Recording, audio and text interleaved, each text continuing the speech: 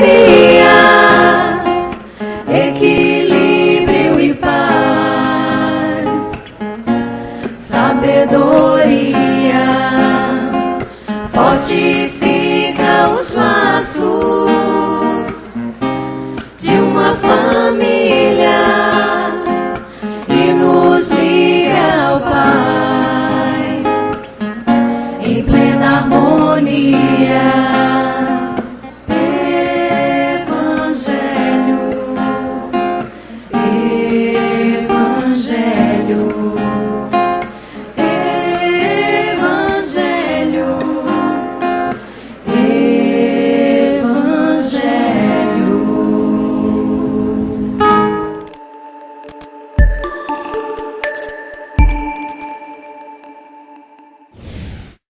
Evangelho Online. É com alegria que nós nos encontramos aqui mais uma vez reunidos para realizar o nosso Evangelho Online, que desta vez será como tema Bem-aventurados os que têm fechados os olhos. Então a gente convida vocês a pegarem os seus evangelhos em casa, abrirem no capítulo 8, item 20, que nós iremos estudar essa mensagem do Espírito Vianney, dada no ano de 1863 em Paris. Então, antes da nossa prece, vamos apresentar os nossos convidados que estão aqui hoje conosco, do grupo Nosso Lar. E eu peço que cada um diga seu nome, certo? Lisiane, Eunice, Soraya, Humberto, Barbosa, Nielsen, Renier. Então, eles estão conosco para participar desse momento, né, tão importante que é o contato com a espiritualidade e trazer também a arte deles, a música, né, no final, para a gente encerrar nesse clima de sublimidade espiritual a nossa reunião de hoje. Então vamos fazer a nossa prece com o amigo Humberto para entrarmos em sintonia com o mundo espiritual. Divino Mestre Jesus, neste momento que possamos nos conectar com a espiritualidade maior, trazer para dentro do nosso coração, da nossa mente, a energia de luz, a energia de serenidade, para que possamos, diante dos desafios evolutivos que temos no nosso dia a dia, enfrentar com a certeza de que o Mestre Jesus sempre estará do nosso lado. E cada uma das criaturas encarnadas, desencarnadas, que estão nesse momento a nos escutar, que possa ter a certeza de que em nenhum momento a espiritualidade maior, a espiritualidade de luz estará a amparar a todas as criaturas necessitadas, aflitas e que precisam do alívio, do lenitivo e da paz. Que possamos na noite de hoje ter essa certeza e essa convicção dentro do nosso coração de que para evoluirmos espiritualmente é necessário que façamos sempre a caridade. E a caridade deve ser feita com toda e qualquer pessoa que precisa, próximo de nós ou não, através das nossas mentes, através das nossas energias espirituais que recebem direto ou indiretamente. Que Jesus, que a espiritualidade maior e que Deus, nosso Pai, sempre possa estar ao nosso lado, abençoando e nos trazendo o conforto que precisamos. Graças a Deus. Então vamos fazer a leitura da mensagem do Espírito Vianney e depois nós já iniciamos os nossos comentários nesse clima de fraternidade e de intimidade, já que a proposta do programa é reproduzir como nós fazemos a reunião nas nossas casas, né? De uma forma bem íntima, bem próxima e muito familiar. Então Vianney deu a seguinte mensagem que Allan Kardec colocou aqui no livro Evangelho segundo o Espiritismo, né? Bem-aventurados os que têm fechados os olhos. Meus bons amigos, para que me chamastes? Terá sido para que eu imponha as mãos sobre a pobre sofredora que está aqui a cure? Ah, que sofrimento, bom Deus! Ela perdeu a vista e as trevas a envolveram. Pobre filha, que ore e espere.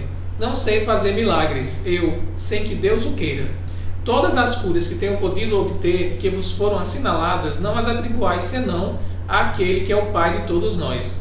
Nas vossas aflições, volveis sempre para o céu o olhar e dizei do fundo do coração: meu Pai, cura-me, mas faze que a minha alma enferma se cure antes que o meu corpo, que a minha carne seja castigada, se necessário, para que a minha alma se eleve ao teu seio, com a brancura que possuía quando a criaste.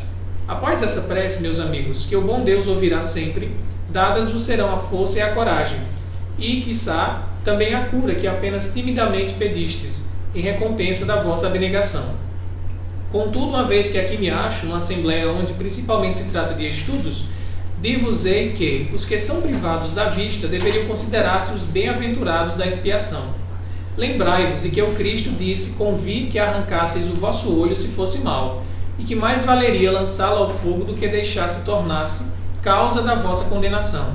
Ah, quantos há no mundo que um dia nas trevas maldirão o terem visto a luz? Oh, sim, como são felizes os que, por expiação, venham a ser atingidos na vista. Os olhos não lhes serão causa de escândalo e de queda. Podem viver inteiramente da vida das almas. Podem ver mais do que vós que tendes límpida a visão.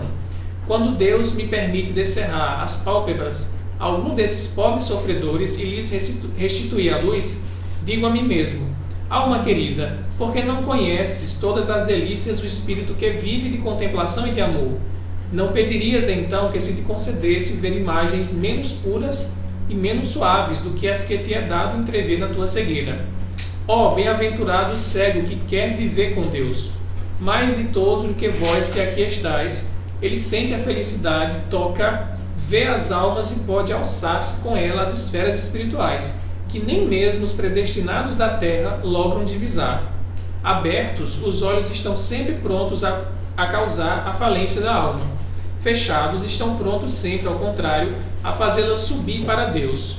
Crede-me, bons e caros amigos, a cegueira dos olhos é muitas vezes a verdadeira luz do coração, ao passo que a vista é com frequência o anjo tenebroso que conduz à morte. Agora, algumas palavras dirigidas a ti, minha pobre sofredora. Espera e tem ânimo. Se eu te dissesse: minha filha, teus olhos vão abrir-se, quão jubilosa te sentirias? Mas, quem sabe se esse júbilo não ocasionaria a tua perda? Confia no bom Deus, que fez a ventura e permite a tristeza. Farei tudo o que me for consentido a teu favor. Mas, a teu turno, ora, e ainda mais, pensa em tudo quanto acabo de te dizer. Antes que me vá, recebei todos vós, que aqui vos achais reunidos, a minha bênção. Então, a mensagem do Vianney, que foi evocado na reunião que Allan Kardec pôde receber a notícia para tentar curar, né, uma jovem cega. Então, evocaram o espírito de Vianney, ele que na encarnação como cura das, né, foi um médium de cura, e foi evocado para tentar curá-la. Ele traz essa belíssima lição, né, de como é bom a gente ter os olhos fechados. A gente vai agora discutir, né, como é que a gente compreende essa máxima dele, né? Felizes os que têm fechados os olhos.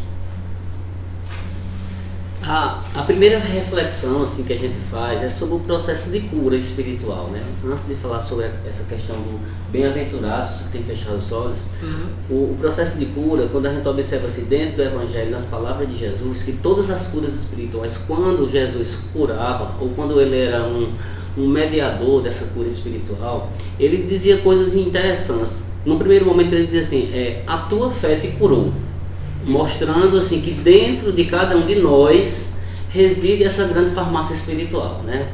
Eu chamo como uma farmácia. O medicamento está dentro de nós, né? E essa fé, ela catalisa essa cura.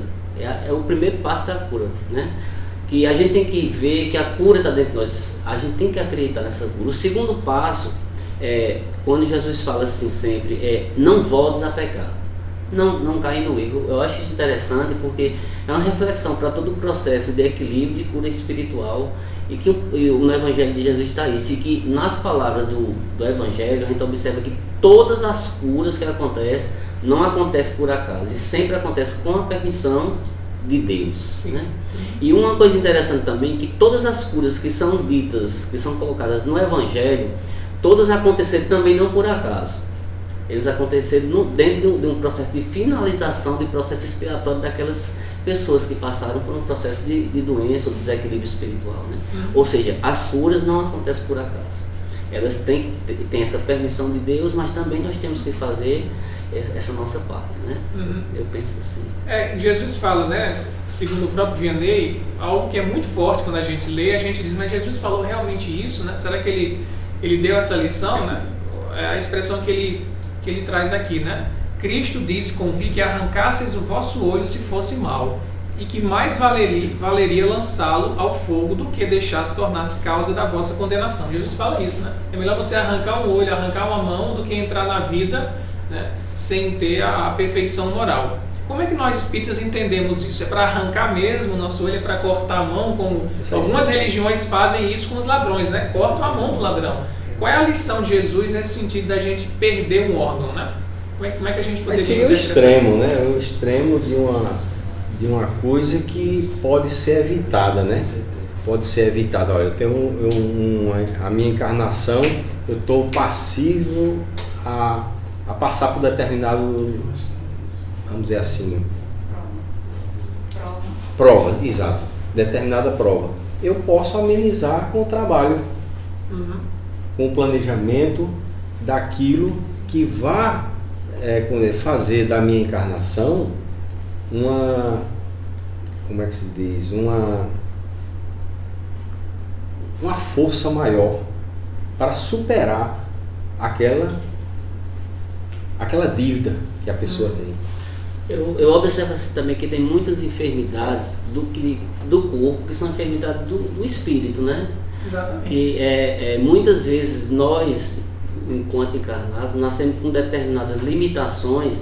Essas limitações não são por acaso que acontecem, ela tem uma ligação com a vida passada. E muitas vezes, por exemplo, uma pessoa quando vem privada da questão da vista, provavelmente, no caso da jovem, tem uma ligação do passado. Isso. Será que essa pessoa usou de forma adequada o dom da visão que ela tinha?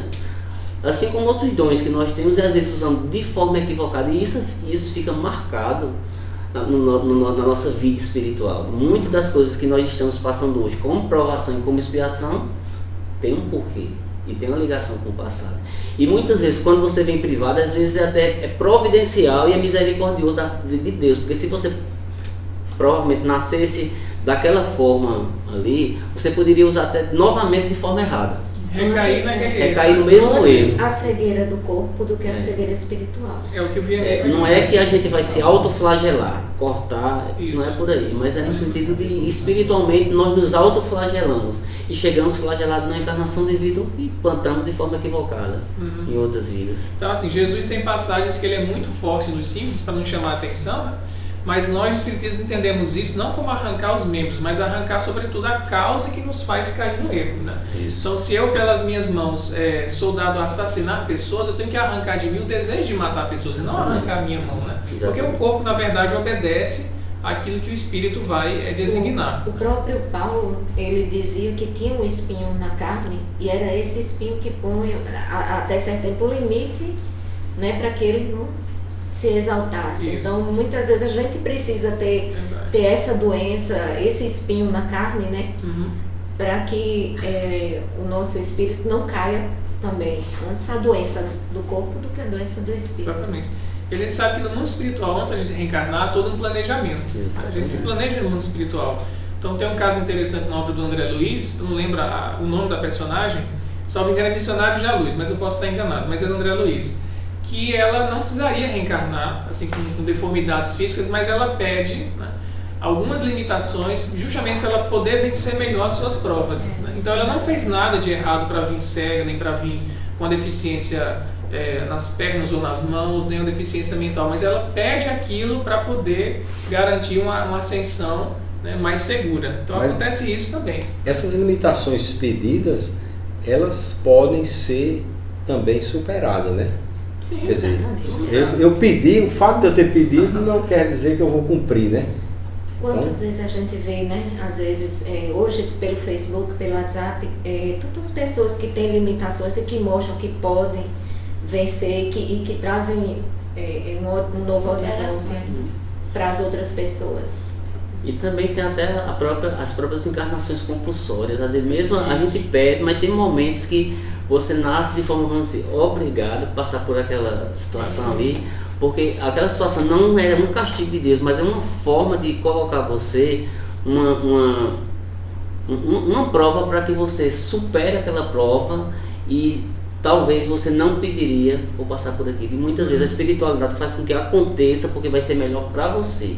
né? A gente não tem ainda uma maturidade para escolher e eles sabem melhor do que nós, né? Escolhe. Tem um caso interessante que o Divaldo conta de um espírito que foi suicida por várias vezes seguidas na vida dele, né? Sempre que ele reencarnava, ele suicidava. E ele reencarnou na última vez sem braço, sem perna, sem poder fazer nenhum movimento que comprometesse, né? Justamente a vida dele pelo suicídio. Então veja aí a providência de Deus nos limitando no corpo, né? Para a gente não cometer aquele equívoco tantas vezes repetido. O que me chama a atenção na mensagem do Vianney é justamente, por um lado, o desejo da jovem, né, de ser curada, e de como ele nos mostra que a gente vai ter ganhos espirituais por limitações físicas, né? Quando ele fala aqui, você ter os olhos físicos fechados, né, e não vai perceber as alegrias da vida, as belezas, né, que a gente vê no plano material, mas você vai contemplar, como ele disse, o que é espiritual. Como é que a gente pode entender isso, né? Será que a gente deve viver de olho fechado toda hora para poder sintonizar com o mundo espiritual, né? Ou então viver meditando, vamos passar o dia só meditando, colocando a música do grupo Nosso Lar, bem calma, e não vou entrar nos problemas do mundo, não vou ver nada, não vou ver televisão, não vou ver o mundo, não vou sair. É essa a lição que a gente tem que entender? Ou qual é o símbolo espiritual disso de fechar os olhos, né? É fechar fisicamente mesmo, ou como é que a gente poderia aprofundar essa compreensão? O que seria ver com os olhos da alma para vocês? Como é que o espírito consegue ver com os olhos da alma, né? Porque no momento que ele, vamos dizer assim, que a gente está dormindo, o espírito está vagando, né? Está viajando, ele está vendo, ele está se comunicando, ele está se contatando com outras entidades, né? Mas mesmo aqui, no estado, né, de vigília, como é que a gente poderia ter sensações além do que a matéria proporciona? Quando a gente está no estado de meditação, a gente fecha os olhos, se concentra, a gente fica mais sensível, fica mais receptivo, as intuições fluem melhor, né? Então você desperta um sentido espiritual que, se você ficar ligado só na matéria, você não desperta isso, né? Então esse momento de você se recolher, né, se voltar para si, ajuda você a se tornar uma pessoa cada vez mais sensível, né? Então a limitação... você foca mais dentro de você, que leva para o que a gente chama muito de processo de reforma íntima, de você ver para você mesmo o que é que você precisa melhorar. Porque muitas vezes até você encarna e você vê as coisas mesmo somente com o olho da matéria, mas se você for ver com o olho do espírito, ele é muito mais profundo. E você vê com o olho do espírito, você olhar espiritualmente, você não enxerga só o outro, você enxerga muito a você. Porque é um olhar voltado para dentro de você, né? O olhar espiritual é muito importante, ele dá um foco diferenciado para aquela pessoa que está querendo evoluir espiritualmente, até porque o nosso objetivo de estar aqui na Terra é evoluir. Então a gente não deve nunca maldizer, né, as nossas limitações, sejam elas limitações que a gente já nasce, né, as congênitas, né, já nasci cego, já nasci surdo, já nasci, né, com limitações de locomoção, ou limitações adquiridas durante a encarnação, sofre um acidente, né? Ou às vezes que é um acidente, mas que por trás tem uma razão também, né? Nada acontece por acaso. A gente saber ser resignado e, como disse o Vianney, compreender que ali está uma oportunidade da gente se voltar para a nossa alma, né? Tem uma frase que eu acho muito bonita, que ele fala assim, ó: feliz o cego que quer viver com Deus. Olha só isso, né? Porque a gente, quando vê... E o mundo é bonito, né? A gente tem muitas belezas no mundo material, né? São muitas coisas que nos atraem. Então é muito difícil a pessoa, vendo todas essas atratividades, se voltar para dentro de si, né? Buscar mais o espiritual. A gente busca isso quando sofre, quando apanha, né? Aí vai para o centro, aí vai se reformar, vai procurar um grupo de estudo, vai procurar um grupo musical para ver se pela arte a gente se sensibiliza. Mas o normal da maioria das pessoas é se entregar às belezas do mundo. Quando, como ele fala aqui, né, o cego é feliz porque vive com Deus, é porque ele tem a dimensão do que ele é em realidade, é o espírito. A gente se esquece que a gente tem espírito.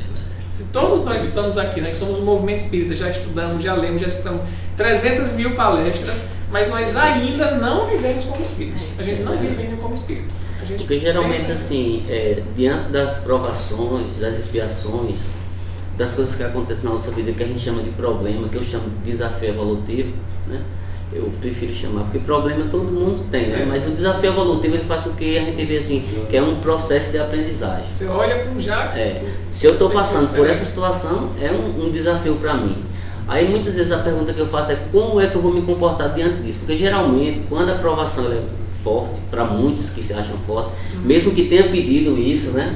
Aí como é que age? Com impulsividade, com revolta, com impaciência e às vezes assim, até com indiferença, né? E é preciso você voltar-se para o lado espiritual e ver que aquilo não está acontecendo por acaso. Você tem que ter a abnegação, você tem que entender o porquê disso. Até no próprio Evangelho diz assim, é o bem sofrer. Como é bem sofrer? Você entender o porquê que está passando por isso. Porque se você for ficar no meu ciclo vicioso de achar que eu estou sofrendo porque Deus está me castigando, você está no caminho errado. Porque Deus não castiga ninguém.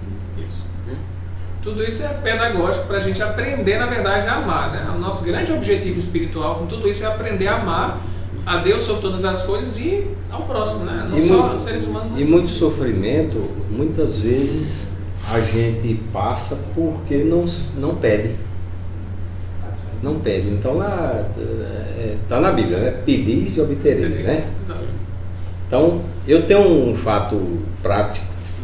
Eu vou contar aqui porque eu tenho condição de provar cientificamente. Certo. Eu há 10 anos, na empresa que eu trabalhava, no final do ano a gente fazia a programação do ano seguinte, o plano de ação, né? Então eu sempre fui um dos multiplicadores, de repassar para os colegas a programação da ação do ano seguinte.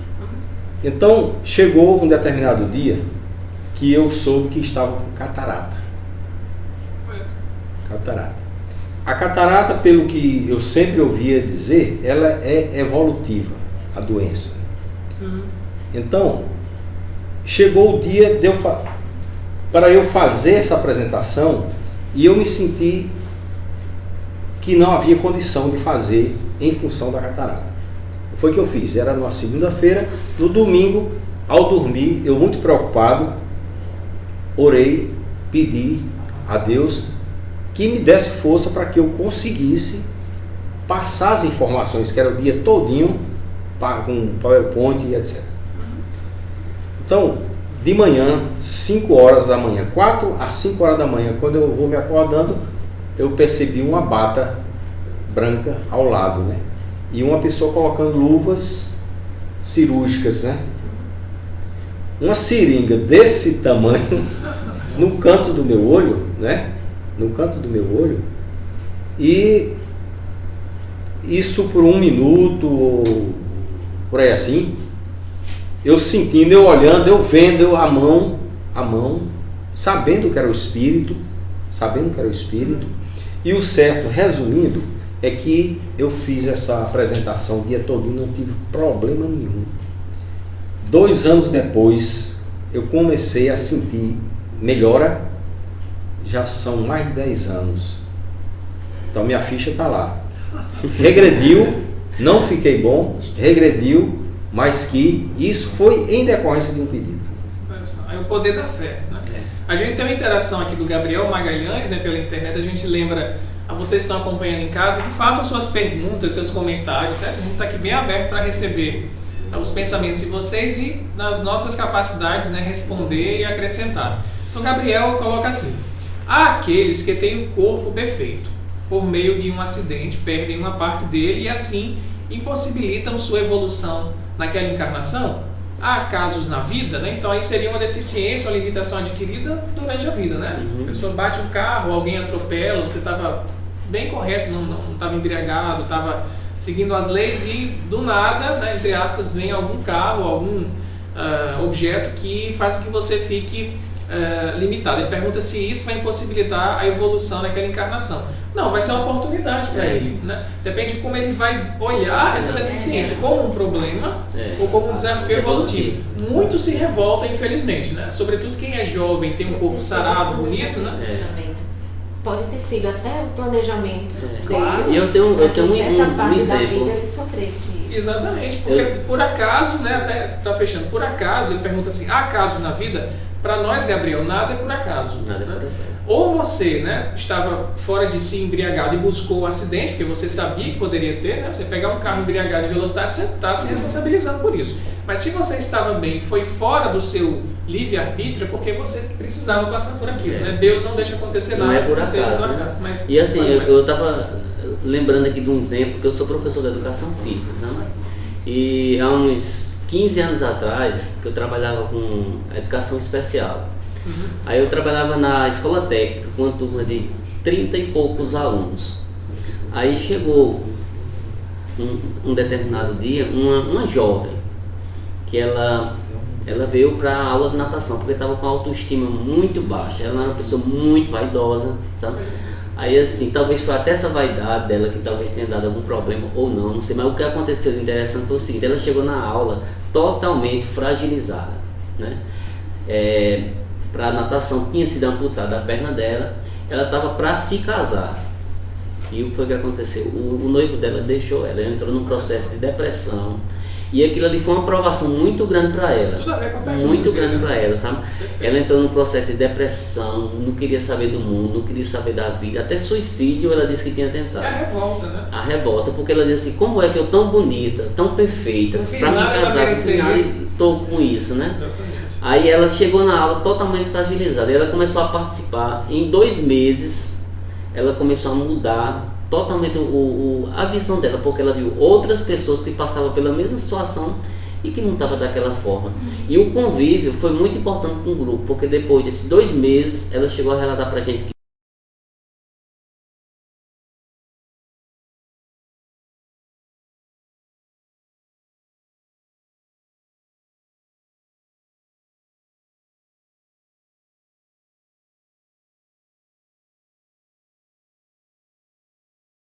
a gente acha que só o nosso problema que é o maior, né? E a gente sabe que outros têm problemas muito maiores, e às vezes eles sabem lidar com esse desafio evolutivo, né?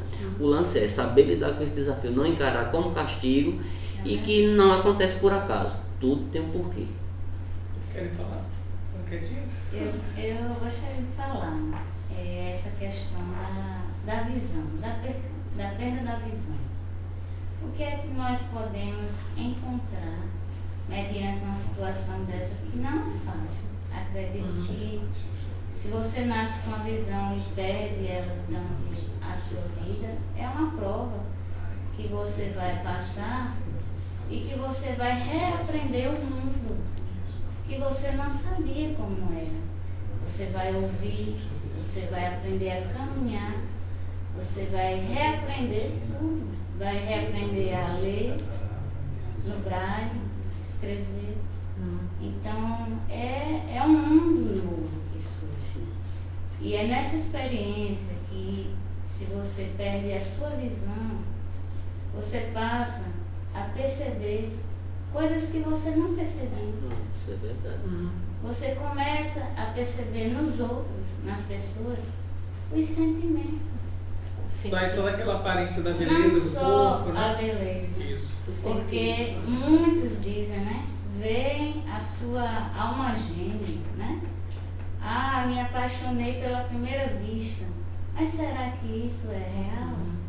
Então nós, quando perdemos a visão, não podemos encarar isso como um mal, e sim como uma dádiva que Deus está nos dando uma oportunidade.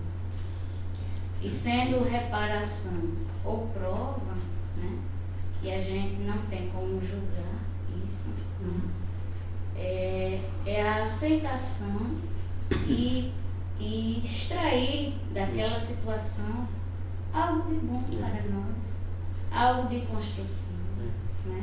Seja vista, seja um membro, seja qualquer deficiência, porque todas essas marcas que nós trazemos na vida atual, elas foram marcadas no nosso perispírito.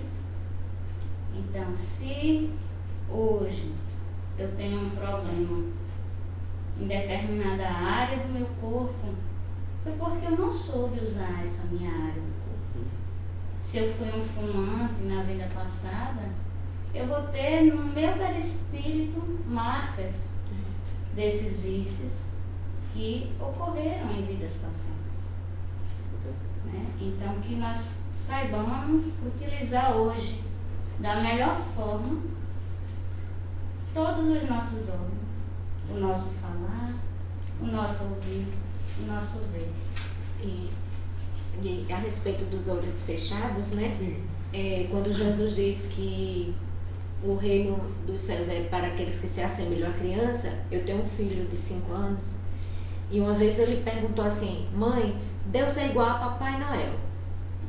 Aí eu disse, não, meu filho, por conta da barba, ele disse, não, porque nenhum dos dois a gente vê, mas eu sei que existe. Eu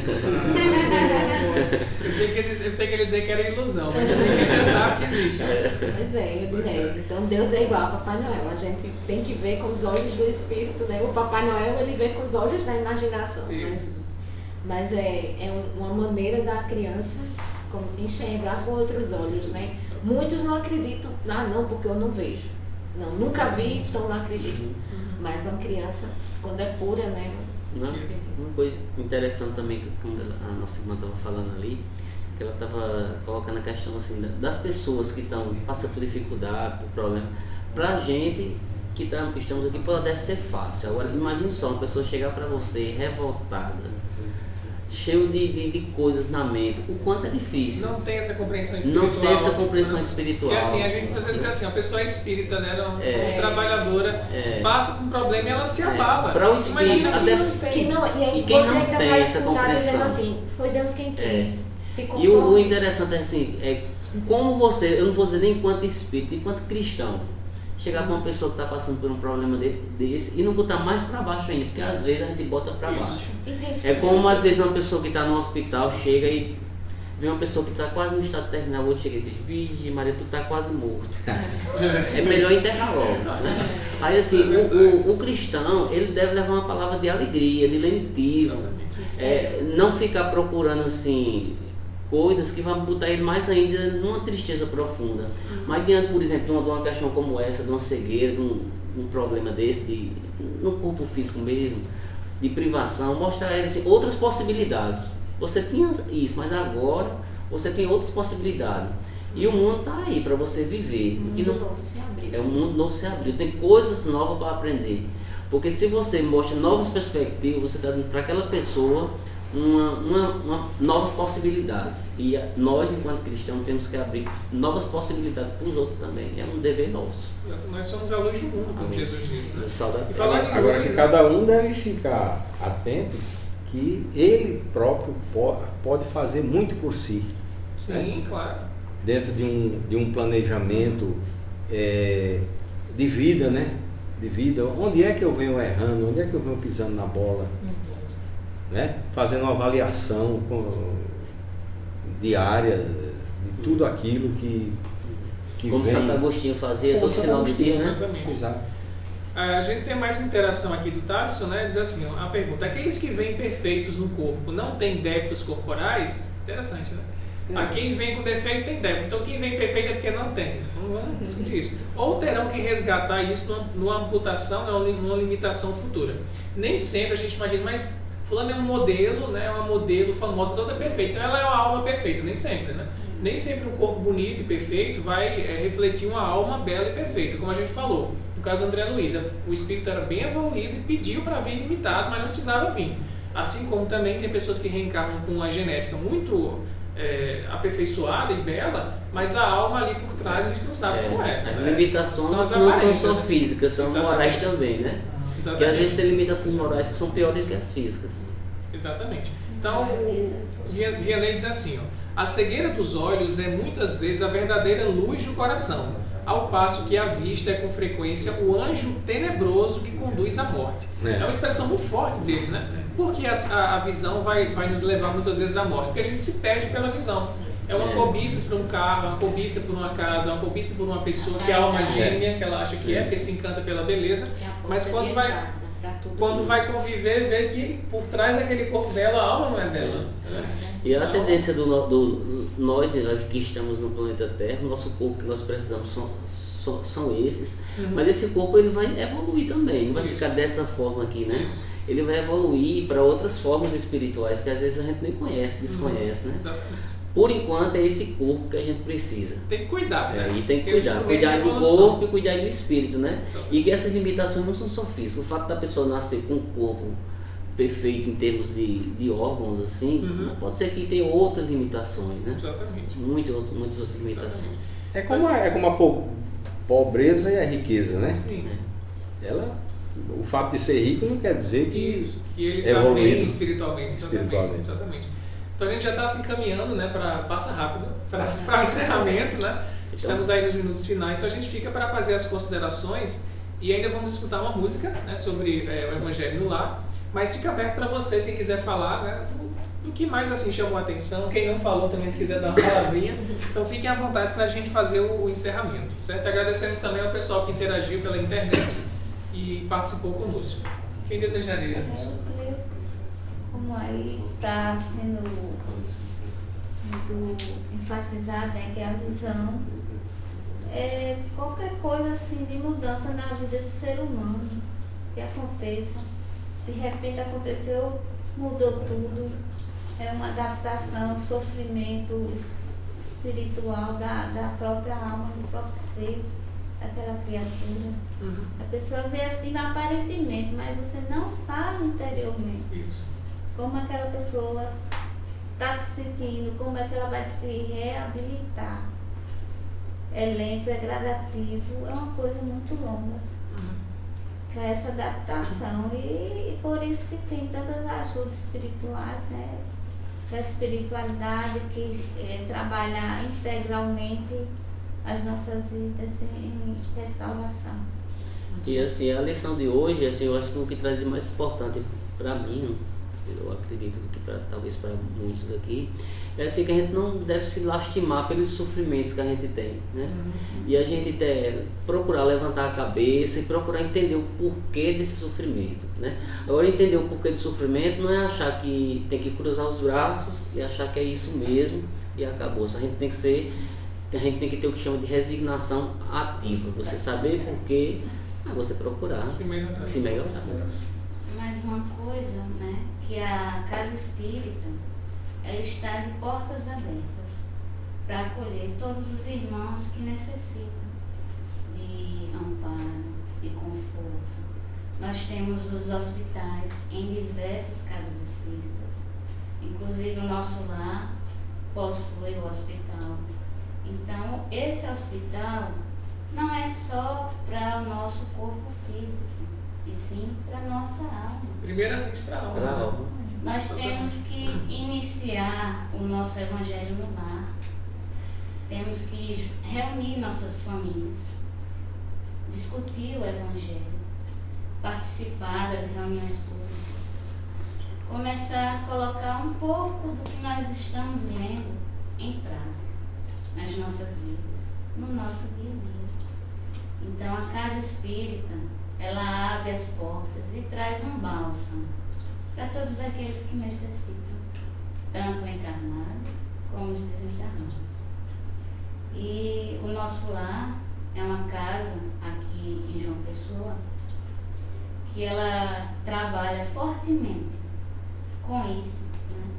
Tem um asilo com 40 idosos e presta toda a assistência, né, necessária a eles.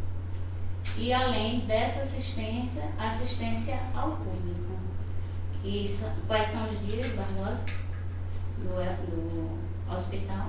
Quartas e sextas. Quartas e sextas. Sempre à noite. E quem se sentir, né, necessitado, quiser participar, sejam bem-vindos. E lembrando assim que eu sou da área de saúde, a gente quando fala de saúde, a gente vê aquele conceito da Organização Mundial que é bem-estar físico, emocional, mental. Aí tem ainda o espiritual. Biopsíquico, sócio, aí um determinado dia, eu não estou lembrando qual foi o espírito, que eu vi uma definição bem interessante para a saúde, que dizia assim, saúde é a aproximação de Deus. Eu acredito isso aqui no texto. E a doença é o afastamento de Deus. Exato. Né? Eu acho que tem tudo a ver e traz um pouco disso. Pra gente fechar, me ocorreu aqui, a gente tem casas espíritas como o nosso lar e outras pelo Brasil inteiro que trabalham com cura, e às vezes quem vai buscar essa cura se decepciona, mas o doutor Fritz ou fulano de tal não me curou, né? E ele acha que o mais importante seria curar fisicamente, mas não é um processo de você se desapegar, de você se voltar para dentro de si, né? E não ficar, como o Vianney falou, triste porque ele não curou, né? A gente tem que buscar a cura da nossa alma, né? Porque se você é curado e volta a cometer os mesmos erros, né, não adiantou nada. Então a reforma interior, a cura, Jesus sendo o médico da alma é a mais importante. Então, não busquemos a cura do corpo só pela cura do corpo, né? Busquemos primeiro a causa disso, que é o nosso interior, né? Então agradecemos a presença de todos pela participação, né, pelas reflexões, e vamos para a música e depois para a prece, para a gente agradecer a espiritualidade. Essa música é Evangelho no Lar, de Júnior de Salgueiro, Pernambuco, e com a minha participação também.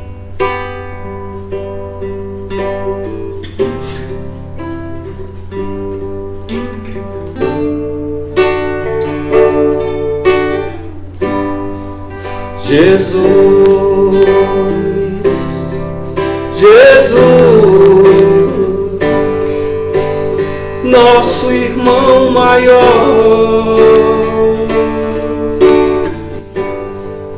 Jesus, Jesus, pregaste a palavra a nós. Jesus veio à terra nos ensinar a palavra do nosso Senhor. Veio mostrar o caminho para chegar até o Pai que nos criou. Ser feliz é a gente crer na existência e no amor do nosso Criador. Meditando ao deitar, orando ao levantar, praticando o que Ele ensinou. Como fazer a paz reinar, Fazendo o Evangelho no lar, reunindo a família em nome do Senhor.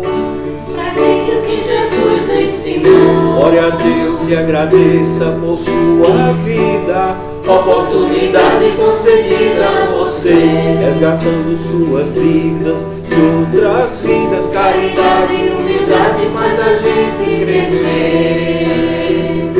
Que Jesus ensinou, Que Jesus pregou, que Jesus ensinou, que Jesus pregou.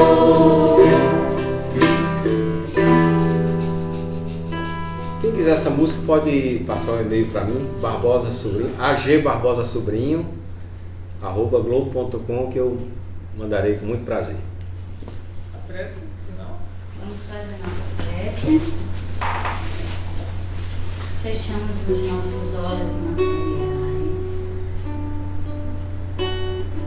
Aos irmãos que estão em casa, que estiverem com suas águas purificadas, pedimos neste momento, Divino Mestre Jesus, nos abençoa, nos envolve com tuas bênçãos protetoras, salutares, divinas. Envolve, Senhor, todos aqueles que sofrem e que necessitam neste momento de um amparo. Dai, Senhor, aqueles que têm os olhos ou a vista danificada, a resignação em aceitá-los, porque o benefício lhes trará as bênçãos, lhes trará um mundo melhor, uma visão maior sobre tudo que paira, sobre os sentimentos, sobre o amor.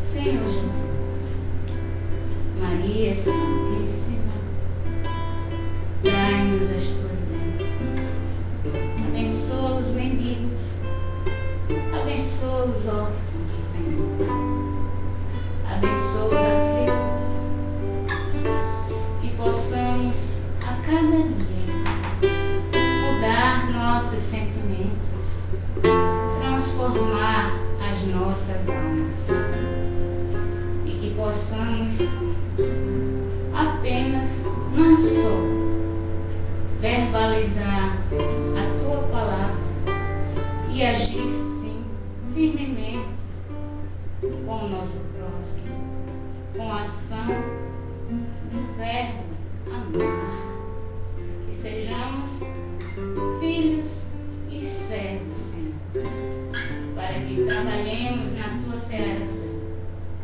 E assim, damos por encerrado o nosso Evangelho na noite de hoje. Graças a Deus. Boa noite a todos os espectadores, a gente agradece e até a próxima edição do Evangelho Online.